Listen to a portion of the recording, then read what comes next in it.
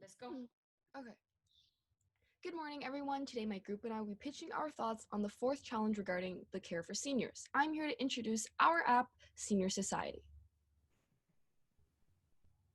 So just for a little introduction to our team at Senior Society, hi, my name's Amanda. I'm 17 years old, and for our pitch, I'll be discussing both the problem and the solution in regards to our challenge today. Hi everyone, I'm Aditi and I'm 15 years old and I'll be explaining the volunteer system. Hey guys, my name is Maha and I'm 17 years old. Today I will be speaking in terms of our UX design and marketing. Hey everyone, my name's Lorena. I'm 16 years old and I'll be discussing the financials behind our project as well as why you should partner with us. Hi everyone, my name is Zahara and I'm 12 years old. For this pitch, I will be expanding on the topics of competitive analysis as well as privacy and security. So did you know that 25% of the Canadian population who are 65 and older live alone? 12 million Americans over the age of 65 live alone in the US, and 40% of seniors regularly experience loneliness, which may predict serious health problems and even death. These numbers only continue to increase, so what can we do to help? If you think about the seniors in your life, more often than not, they live alone or in nursing homes, which they don't want to live in. The sense of loneliness that comes with this can be very difficult for them. Imagine, for example, not speaking to anyone or turning on your TV just to hear another person's voice. With the pandemic, it's life-risking for them to even shop for groceries. Now, this all begs the question, how can our beloved seniors communicate with others while safely shopping for their necessities, especially during these difficult times? With this in mind, we've come an answer to that question. We call it Senior Society. We want to develop a platform for seniors to safely communicate with youth. An important feature of the app is our delivery system, where we have adult volunteers pick up groceries or any other necessities that are communicated to them via video chat or voice messages by the seniors. Our next topic is the volunteer system. As a team, we'll work with Volunteer Canada to find and screen our volunteers. Volunteers will be in charge of being active on the app to video chat with seniors, and they will volunteer for 5 to 10 hours per week. Volunteers will also visit the seniors' houses once to show them how to use the app and the video chat feature, and they'll leave them with an easy-to-read pamphlet in their chosen language. This pamphlet will cover the same ideas they talked about. Volunteers will be paired with seniors and deliver their groceries, medicine, and anything else they need. They'll drop these things off inside the senior's house at the designated time without coming into contact with the seniors.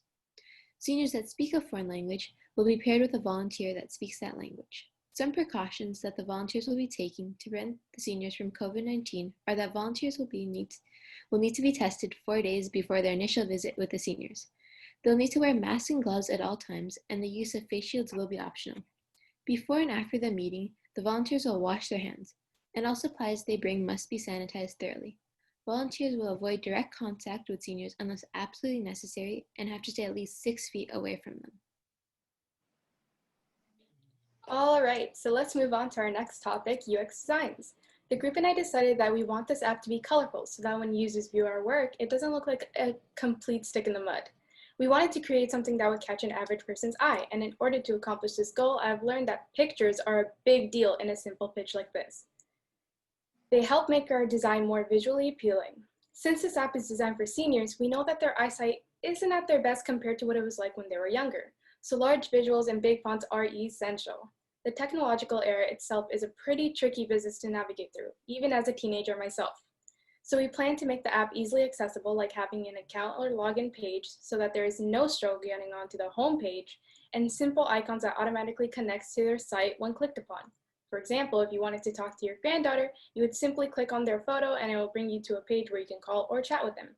As you can see here, we already have a design account page on your right, as well as a sketch app icon to your left. So as said before, the app itself mainly targets seniors. But when it comes to advertising, we're hoping that daughters, sons, granddaughters, grandsons, and more are able to spread the word of our new design to their elders, like posters in stores such as Loblaws, social media pages like Instagram, Twitter, and LinkedIn, as well as partner with organizations that have such resources. Seniors aren't glued to small little phone screens, and they don't spend their entire day watching things like YouTube or Netflix. Fortunately, us teenagers and adults take upon that role. But wait, let's take a step back here. Yes, we are advertising to seniors, but we are also marketing to volunteers.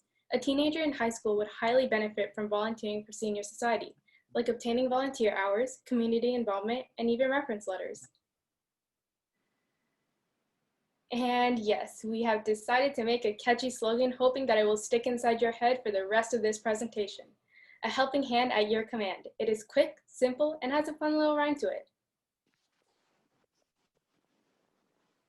How do we make our product better?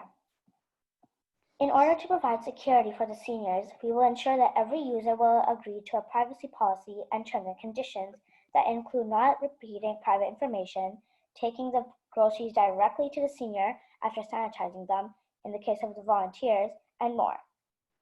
The privacy policy and terms and conditions will be developed and approved by our legal counsel, as well as we will ensure that all the data on the app is secure with an end-to-end encryption. Some of our main competitors are Omegle, which is an online platform to talk to strangers, and Instacart, which is an online ordering, delivery, and pickup service. Omegle shows random people to talk to that might not have the same interests as you, but we add in-depth profiles of the volunteers that will be partnered with you so you can see if you have something in common with that person. We also tailor our user interface to make sure that it is especially accessible for seniors, and we make it easy for them to communicate with our volunteers through video call and voice messages. From Instacart and many stores' own delivery services, you can order things from local stores through online ordering. But with us, the volunteers will personally get the things for the seniors that were all ordered through an interactive call. They will make it easy for seniors to order over the phone as opposed to ordering through an app, which can be very difficult for them, and they will always sanitize the items. In terms of accessibility, we understand that many seniors are hard of hearing or experience difficulties or loss of vision. Icons will be large and clear, subtitles will be automatically shown when volunteers are talking to the seniors on calls, and we will incorporate screen readers for those seniors that are blind. So in terms of the financials behind our project, our goal is to develop Senior Society to be a product that is financially accessible for any senior that would like to see how it changes their lives for the better. So our main idea is that our services, so both the chatting service and the delivery service, will be completely free of charge. Instead of charging seniors, we will make money through partnerships, which will happen through advertisements. And this is what will fund our solution and any future expansions and additions to our current project. In the future, as our app becomes more popular, we will continue to need maintenance, and we also hope to expand on our app's capabilities and its reach, geographically speaking. At this point in these early stages, our estimate of the app's initial cost is around $40,000 to $60,000. However, this is not a set number and will change based on how much of the development we outsource, as well as our future developments and other factors.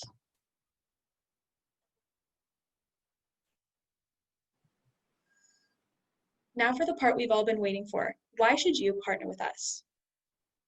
First and foremost, you would play an absolutely essential role in giving back to the community, specifically our elders who are wise far beyond our years and truly add light into our lives. Another important part of our partnership is that as partners, we are allied and will advocate for you, and this is very important.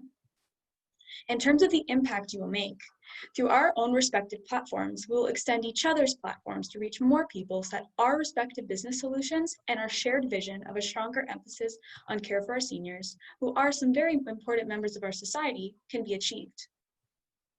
We are looking for partners who share our values, partners with integrity, and partners who care about our overall mission. With that being said, partner with us today, and you can be a part of ensuring our beloved seniors' safety and happiness. You can help change the lives of those 25% of elderly Canadians who especially need support now and in the future. Thank you. We will now open this up for any questions.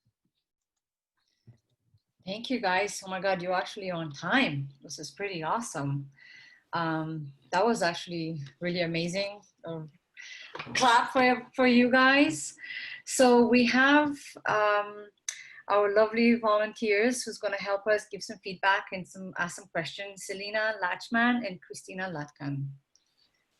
Great. Well, amazing presentations, girls. That was so great. I loved your slogan. It was catchy. I just want to compliment you guys on how well rehearsed that was. I loved that you introduced who would be saying what sections throughout the presentation. It really gave me a good idea of what to expect, and then I was able to follow and be more engaged. So that was awesome. I also love that you tailored your app to have include youth, adults, and seniors. So you're really targeting the entire world at this point, which is great that you found a way to make a role for all three of those groups. And kind of create that sense of community, not only within seniors, but also with all age groups. So the question I had for you guys is I'm curious to know what you guys did as a group to empathize with seniors, since obviously you're not in their shoes. How did you learn what their struggles are and what they would prefer to tailor this app to them?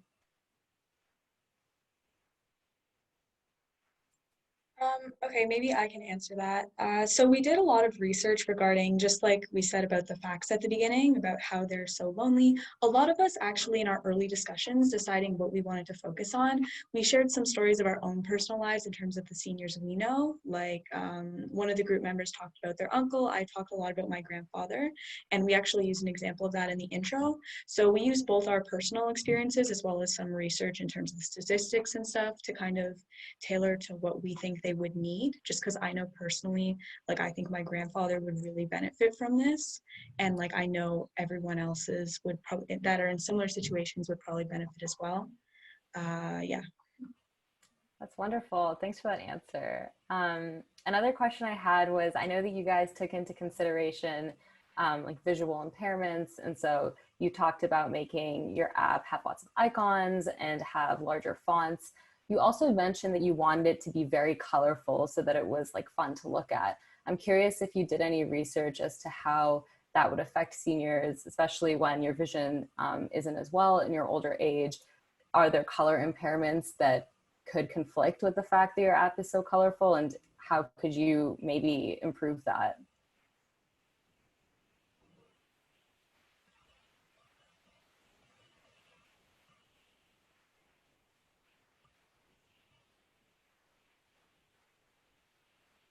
Okay, I guess I'll answer that since no one else has decided to talk.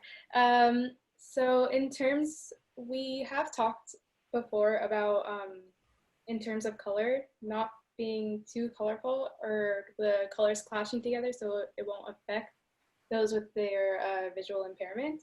And in terms of just accessibility and those with disabilities, we decided to,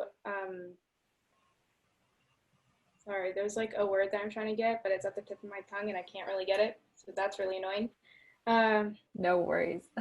Manufacture our app, especially for those with disabilities, because when you do grow older, your body doesn't work as well as it used to when you're younger. And that's kind of the goal that we're going for. We know that when you grow older, your back doesn't work the same, your eyes don't work the same, even your ears don't work the same. Ears are a big problem, by the way. So we decided to add many features to help those with such problems, like adding subtitles or screen readers. And yeah, I guess that's it. Great. Well, I think it's awesome that you guys are considering accessibility, especially with seniors. And so in the future, if you keep developing this, I would just recommend thinking about how to balance making it fun and exciting for the youth who are using your app, but also still readable and accessible for the seniors. And yeah, great job, you guys. I'll pass it on to Christina to give you guys some more feedback. Hi, so I have to second Selena. That was an amazing presentation, so good job on that. I really like the fact that you girls touched on security and how important it is to make sure that all the volunteers, they also get references, but also you check into the volunteers, making sure that they're a great match. So I think that was excellent. I think one of the questions I have So you mentioned teens and adults. So teens would be chatting with the seniors, and adults would be delivering. Would adults would be having the opportunity to chat as well with the seniors?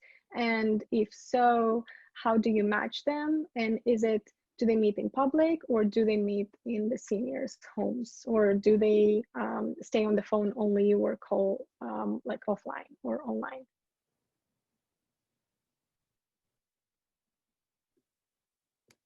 Okay, I'll answer this one. So the idea is that when considering like the adults delivering groceries, we wanted to kind of give the seniors and their families a sense of comfort when downloading the app, knowing that maybe not that the teenagers wouldn't be necessarily capable of it, but we wanted to give them a more like an adult is shopping for them. They might be more used to it, that kind of thing. However, adult volunteers will have the opportunity to participate in both services, whereas the teenagers only participate with chatting. And in terms of how we match them, the idea is that for the chatting service, what's going to happen is, so as Aditi said, they're all going to have about 5 to 10 hours per week, and they're going to be assigned shifts. And within that time, what's going to happen is they're just going to be on the app. And when the seniors log on to the app, they're going to see different volunteers, and they can just kind of click on their image, and that's how they would chat with them. And in terms of matching for the actual delivery service, we would kind of just match them based on their interests as well as who is available. So it might be different volunteers every time, or it could be the same depending on their shifts. Perfect. Thank you so much, Lorena. That was a great presentation, and you have answered my question really great. Thank you all so much. You guys are amazing.